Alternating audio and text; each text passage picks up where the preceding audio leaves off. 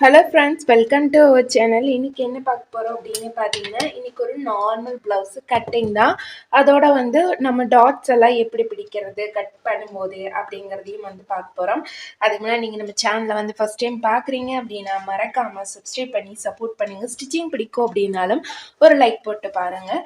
வாங்க வீடியோக்குள்ளே போகலாம். இப்போ பார்த்தீங்க அப்படின்னா நான் 1 மீட்டர் கிளாத் எடுத்திருக்கிறேன். இந்த 1 மீட்டர் கிளாத்தில் நம்ம கரப்பீஸ் பக்கம் போட்டுடலாம். ஏன்னா கரப்பீஸ் பக்கம் போட்டால் தான் நமக்கு கை எதுவுமே ஜாயிண்ட் போடுற மாதிரி இருக்காது. ஒரு வேளை பெரிய அளவாக இருந்தது அப்படின்னா கை ஜாயிண்ட் போடுற வேலை இருக்காது. அப்புறம் அந்த பார்டர் பார்த்திங்கன்னா அந்த பார்டரும் அந்த கை பக்கமே வந்துடும் நமக்கு. அதுக்காக தான் இப்போ இதை நான் 4ஆக ஃபோல்டு பண்ணிட்டேன். நீங்கள் கட் பண்ணுற துணியோ இல்லை அளவு ப்ளவுஸோ உங்களுக்கு சுருக்கமாக இருக்குது அப்படின்னா கண்டிப்பாக அதை நீங்கள் லைட்டாக அயன் பண்ணிட்டு கூட நீங்கள் இந்த ஒர்க் பண்ணலாம். இப்போ இந்த கரையை நம்ம வெட்டி எடுத்துடலாம். அதனால் அதுக்கு தான் நான் இந்த ஒரு கோடு போடுறேன். ஏன்னா ஒரு சில இதில் எல்லாம் பார்த்தீங்க அப்படின்னா கரை வச்சு நம்ம அப்படியே ஸ்டிச் பண்ணும்போது தண்ணியில் போட்டோன்னே அது இழுத்த மாதிரி ஆயிரும் ஒவ்வொரு மெட்டீரியலுக்கு. அடுத்தது நம்ம மடிச்சு எம்மிங் பண்ண போகிறோம். அதுக்கு தேவையான அளவுக்கு நான் ஃபஸ்ட்டு விட்டுறேன். ஒரு 1.25 இன்ச் பக்கமாக விட்டுக்கிறேன். அடுத்தது நம்ம ப்ளவுஸில் கொக்கி பக்கத்தை எடுத்துக்கலாம். அதை உள் பக்கமாக நீங்கள் திருப்பி விட்டுருங்க. இந்த கஸ்டமர் பார்த்தீங்க அப்படின்னா இந்த அளவு ப்ளவுஸில் எந்த கம்ப்ளைண்ட்டுமே சொல்லலை. சேம் எல்லாமே இதே அளவு தான் அப்படின்னு சொல்லியிருக்கிறாங்க. அதனால் சேம் இதே அளவில் தான் நம்ம ஸ்டிச் பண்ண போகிறோம்.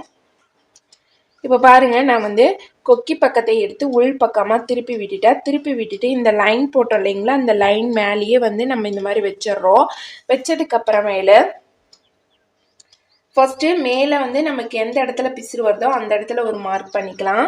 அடுத்தது இந்த சைடில் எந்த இடத்துல ஒரு பிசுறு வருதோ அந்த இடத்துல இந்த கீழே நம்ம பிசுறு மடக்கியிருப்போம். இதுலேருந்து 1/4 இன்ச் மேலே தள்ளி ஒரு மார்க் பண்ணிக்கிறேன். அப்புறம் நம்ம எக்ஸ்ட்ரா தையலுக்கான அளவுக்காக இந்த மாதிரி விட்டுடலாம். அடுத்தது இந்த டாட் வர இடத்துல இந்த டாட்டை இந்த பிசுறை மட்டும் இப்படி திருப்பி விட்டுட்டு அது வரையும் இந்த கை மேலே இழுக்காமல் பார்த்துக்கோங்க. இதை அப்படியே நம்ம திருப்பிட்டு இந்த இடத்துல ஒரு மார்க் பண்ணிடுறேன். அடுத்தது இந்த பேக் கட்டில் ஒரு துணி இருக்கும். அந்த துணியை இந்த மாதிரி மேலே எடுத்து வச்சுட்டு அந்த இடத்துல ஒரு மார்க் பண்ணிடுறேன். மொத்தமாக நமக்கு கையோட அளவுக்கு இந்த 4 அளவுகள் தான் தேவைப்படும். இப்போ எடுத்த இந்த 4 அளவையும் நம்ம ஒன்றா இணைச்சிடலாம். ஃபர்ஸ்ட் பார்த்தீங்க அப்படின்னா இங்கேருந்து இங்கே 3ஐயும் நான் இணைச்சிட்டேன். அடுத்தது 2வது இதுதான் நமக்கு குடஞ்ச பாகம். அதனால் இந்த குடஞ்ச பாகம் வர இடத்துல மட்டும் லைட்டாக நம்ம குடஞ்சி விட்டுட்டு மீதி இப்படி கொண்டு போய்க்கணும். இப்போ இதை நம்ம கட் பண்ணி எடுத்துடலாம்.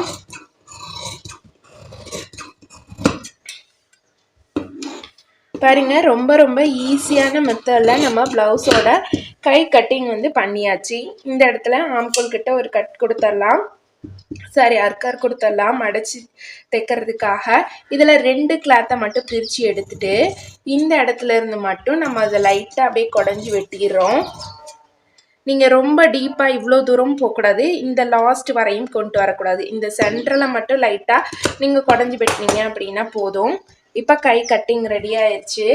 அடுத்தது பேக் பார்ட் கட் பண்ணிடலாம். பேக் பார்ட் போடுறதுக்கு நான் அப்படியே கண்டினியூவாக போட்டுக்கிறேன். இல்லை நீங்கள் அந்த பக்கம் திருப்பி விட்டுட்டு போடுறதுனாலும் போடலாம். எனக்கு இந்த சைடு ஃபோல்டிங் கரெக்டாக வரல. ஏன்னா அது கொஞ்சம் இந்த பக்கம் மடிஞ்சு இருக்குது அப்படிங்கிறதுனால. இப்போ அடுத்து நம்ம கீழே ஒரு எட்ஜில் மார்க் பண்ணிக்கலாம். அடுத்து மடித்து தைக்கிறதுக்காக ஒரு அளவு நான் விட்டுறேன். ஒரு 1.5 இன்ச் அந்த அளவுக்கு விட்டுருவேன்.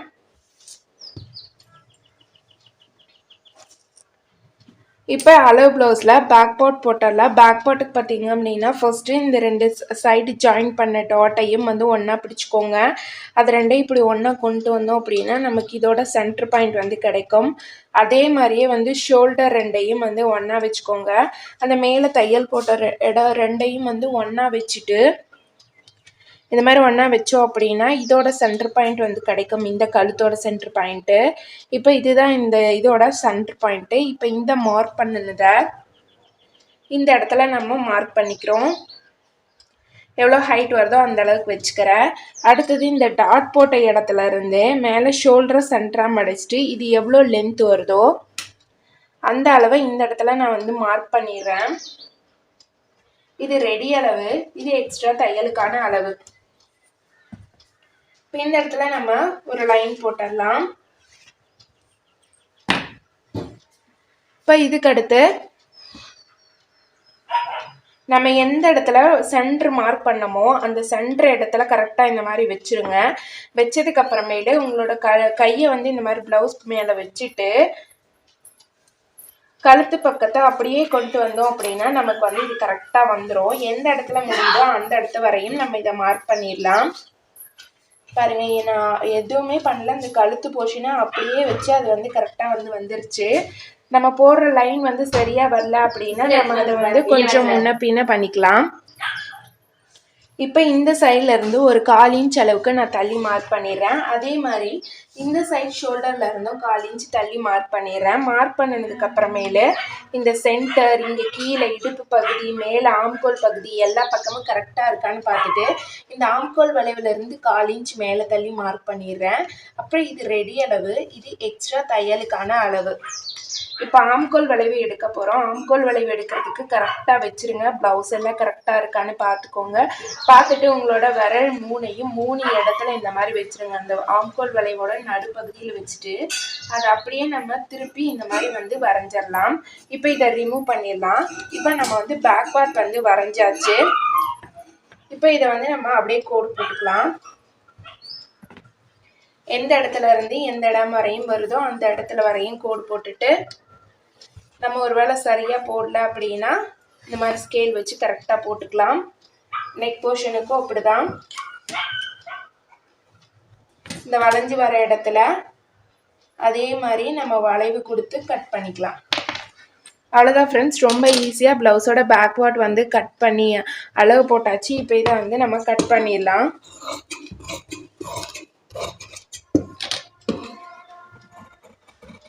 அதே மாதிரி கழுத்து பகுதியெல்லாம் வெட்டிட்டு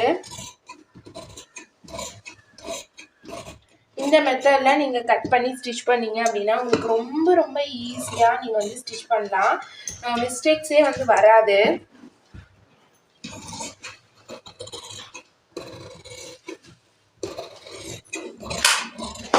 இப்போ அடுத்தது நம்ம ஃப்ரண்ட் பார்ட் வந்து போட்டுடலாம். ப்ளவுஸ் கட்டிங் ஒவ்வொருத்தர் ஒவ்வொரு மாதிரி பண்ணுவாங்க. நான் இந்த மெத்தடில் தான் வந்து பண்ணுறேன்.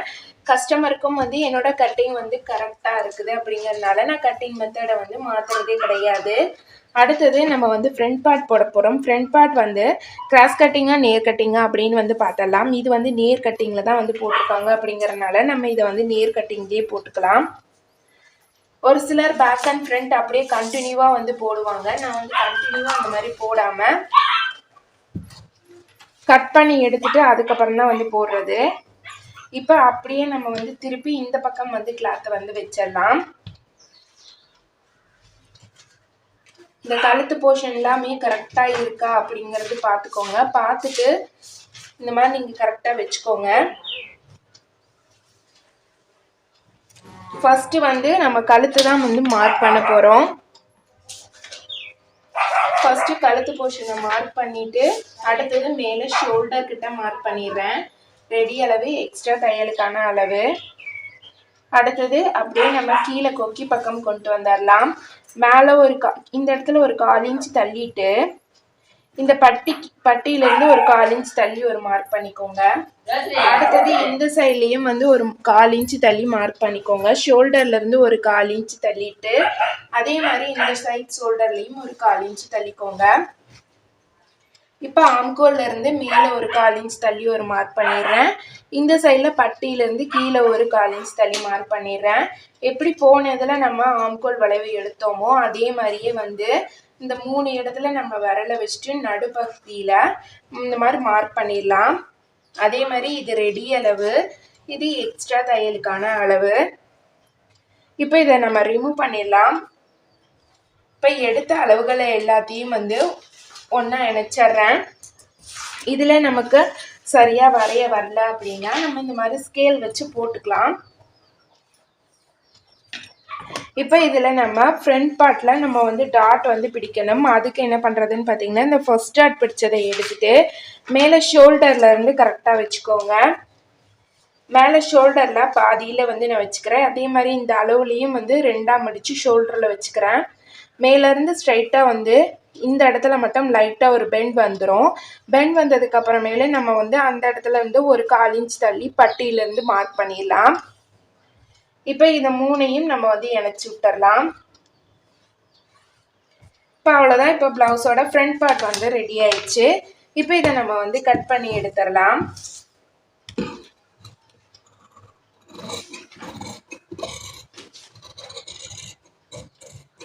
பேக் பார்ட்டை விட ஃப்ரண்ட் பார்ட் பார்த்தீங்க அப்படின்னா நமக்கு அந்த நெக்கு வந்து ரொம்ப கம்மியாக தான் இருக்குது. அவங்களுக்கு வந்து இந்த மாதிரி நெக் ப்ராப்ளம் வந்து லூஸ் வரலாம், அந்த மாதிரிலாம் கூட இருக்கலாம். அதுக்கு தகுந்த மாதிரி வந்து நெக் வந்து முன்னாடி கம்மி பண்ணி கூட ஒரு சிலர் வந்து இருக்கும். இப்போ நம்ம பேக் பார்ட்டு ஃப்ரண்ட் பார்ட்டு ரெண்டுமே அளவு ப்ளவுஸை வச்சு தான் வந்து போட்டிருக்கிறோம். ஆனால் இந்த அளவு ப்ளவுஸில் இருக்கிற மாதிரியே நம்ம ஸ்டிச் பண்ணோம் அப்படின்னா நமக்கு அது கரெக்டாக வரணும் இல்லைங்களா?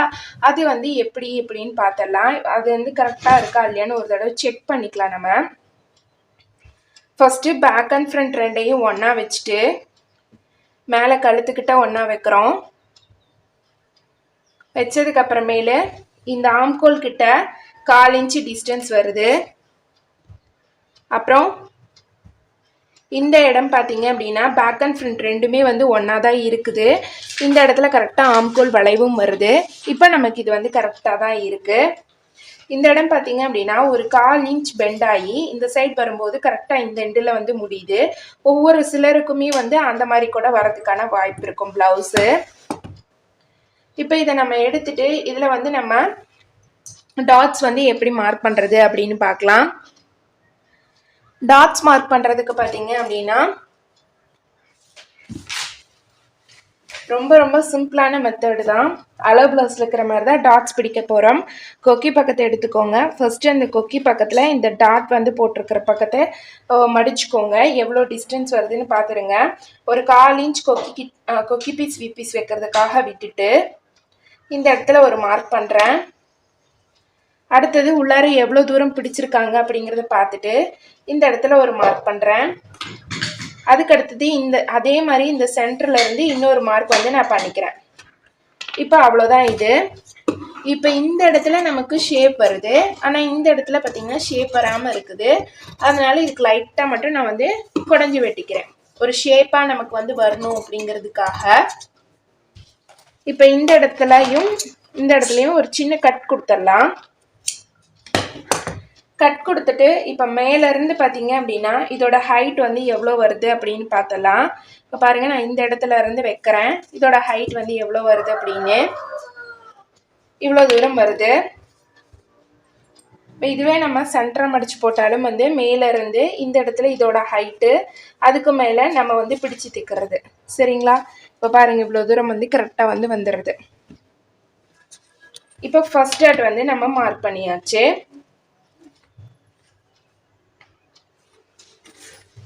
அடுத்தது இப்போ நம்ம 2வது டாட் வந்து மார்க் பண்ண போகிறோம்.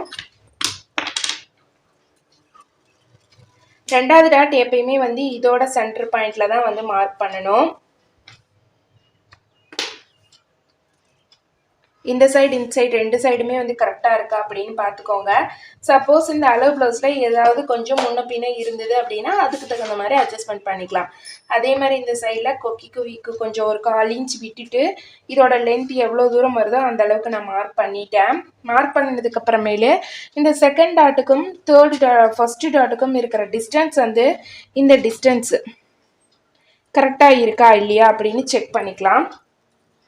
பார்த்தீங்கன்னா இதுக்கும் கொஞ்சம் டிஸ்டன்ஸ் வந்து வருது. இன்னும் கொஞ்சம் வந்து நம்ம வந்து இதை பார்த்தாலே வந்து தெரியும். ஏன்னா வந்து மேல் இதுக்கும் கீழ் இதுக்கும் எவ்வளோ கேப் இருக்குது அப்படின்னு. இந்த மேல் டாட்லேருந்து கொஞ்சம் கீழே இறக்கி தான் வந்து இதை பிடிச்சிருக்கிறாங்க. அதே மாதிரி நம்மளும் வந்து லைட்டாக கொஞ்சம் இதை கீழே இறக்கிக்கலாம்.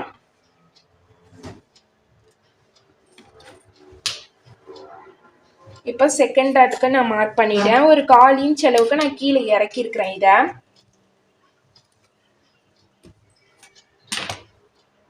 இப்போ தேர்ட் டாட் வந்து பிடிச்சிடலாம். தேர்ட் டாட் பிடிக்கிறதுக்கு அதே மாதிரி அளவு ப்ளவுஸை வச்சு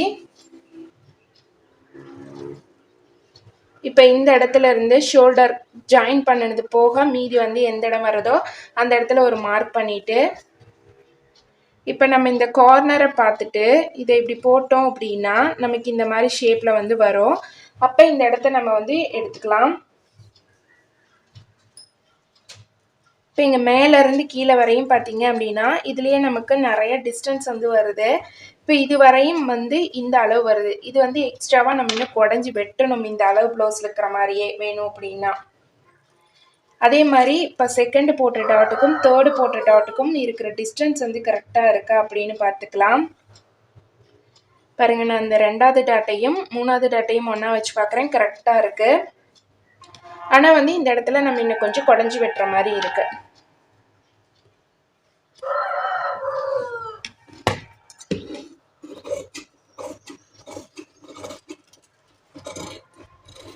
லைட்டாக இந்த இடத்துல மட்டும் குடஞ்சி வெட்டிடுறேன் நான். இப்போ தேர்ட் டாட்டையும் வந்து நம்ம இப்படி மார்க் பண்ணிடலாம்.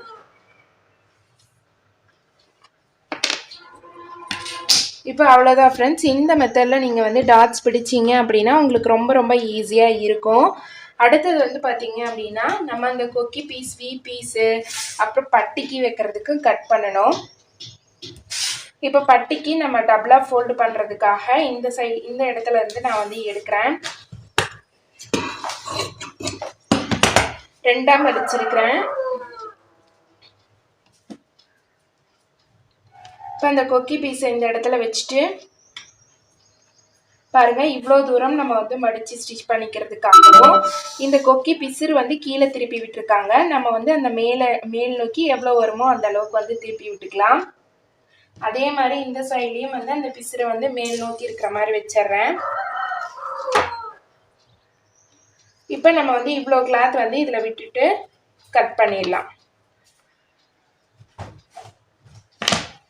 கீழே மடிச்சு தைக்கிறதுக்காக இவ்வளோ தூரம் நான் வந்து விடுறேன். கொஞ்சம் பட்டி வந்து நமக்கு ஸ்டிஃபாக இருக்கட்டும் அப்படிங்கிறதுக்காக.